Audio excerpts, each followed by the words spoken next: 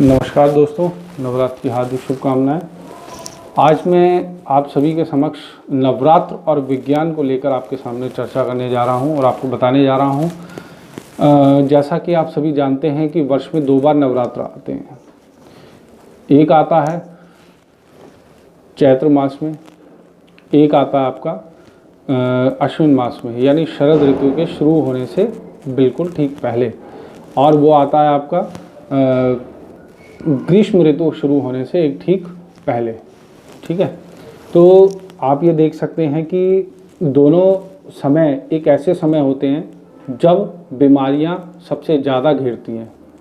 क्यों ऐसा? इसलिए क्योंकि उस समय जब हम गर्मी से सर्दी की तरफ जाते हैं तो हमारा शरीर इस समय गर्मी को क्या कर लेता है? अडेप्ट कर लेता है ना। और जब उसको अडेप्ट कर लेता है, जब हम सर्दी की तरफ जाते हैं तो जब उसको धीरे धीरे अडेप्ट करना शुरू होता है, जब हम उसको अडेप्ट करना शुरू कर देते हैं तो हमारे शरीर में कुछ ना कुछ बदलाव आते हैं।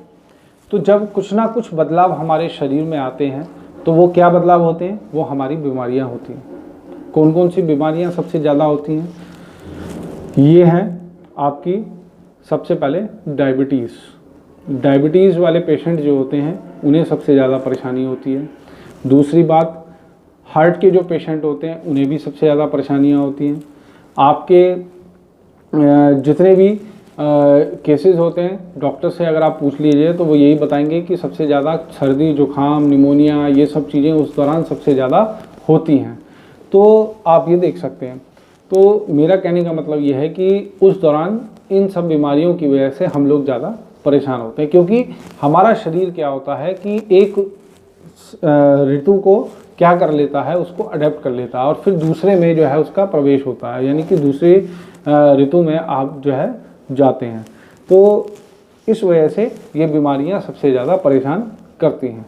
तो आप ये देख सकते हैं कि उस दौरान हमारे ऋषि मुनियों ने 9 दिन यानी कि पूरे 18 दिन, एक नवरात्र आपका चैत्र में, एक नवरात्र आपका अश्विन में, तो 2 नवरात्र यानी कि 18 दिन आपके लिए निश्चित किए गए हैं। और उसमें ये कहा गया है कि आपको अन्न नहीं खाना है।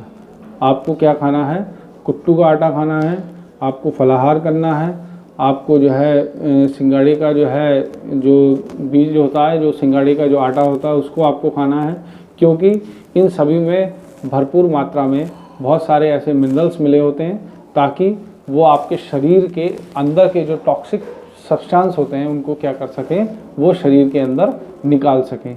फलाहार अगर आप खाएंगे, क्योंकि हम जो है क्या करते हैं, हमेशा जो भी आप सब्जियां खाते हैं उसमें आप क्या खाते हैं? सबसे ज़्यादा मसाले खाते हैं। तो वो मसाले भी खाते हैं, तेलीय पदार्थ भी खाते हैं, बहुत सारी ऐसी चीज़ें जो हमारे शरीर को बहुत नुकसान पहुंचाती है।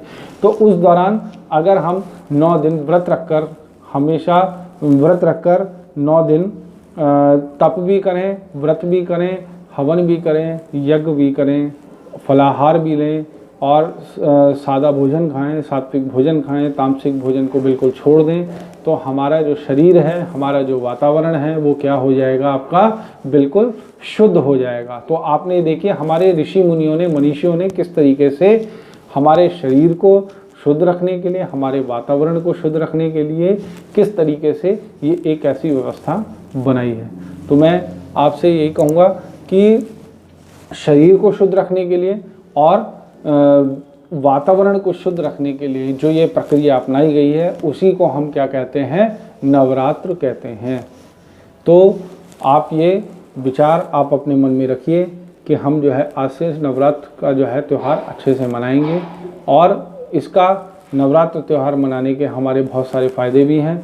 हम जो है त्यौहार मनाते हैं, हर्षोल्लास से मनाते हैं, हमारा मन, तन और सब कुछ हमारा जो है बिल्कुल शुद्ध रहता है, बहुत अच्छा रहता है, हर्षोल्लास रहता है हमारे मन में। और दूसरी बात यह है कि जब हम आस्था से अपनी माँ को पूजते हैं, हमारे देवी देवताओं को पूजते हैं, देवियों को पूजते हैं, तो हमारे मन में जो आस्था है वो भी एक बिल्कुल दृढ़ हो जाती है, मजबूत हो जाती है। तो ये सब चीज़ें हमारे शरीर के अंदर बिल्कुल एक पॉजिटिविटी लेकर आती है, हमारे अंदर सकारात्मकता आती है। तो आप ये देखिए कि हमारे ये त्यौहार किस तरीके से वैज्ञानिकता से बने हुए हैं, वैज्ञानिकता से जुड़े हुए हैं, कैसे उन्होंने जो है किस तरीके से हमारे त्योहारों को मनाया गया है। तो मैं अगली वीडियो में और बहुत सारी ऐसी चीज़ों को लेकर आऊँगा जो हमारे त्योहारों की वैज्ञानिकता को प्रमाणित कर सके। हम आपको बताऊंगा कि कैसे हमारा विज्ञान हमारे त्योहारों से जुड़ा हुआ है, या हम कह सकते हैं हमारे त्यौहार कैसे वैज्ञानिक आधार पर हैं, कैसे वो हमारी वैज्ञानिकता को प्रमाणित करते हैं। तो आज के लिए बस इतना ही। धन्यवाद। आपको मेरी वीडियो अच्छी लगे, पसंद आए तो आप मेरे चैनल को लाइक कीजिए, सब्सक्राइब कीजिए, शेयर कीजिए और कमेंट कीजिए। धन्यवाद।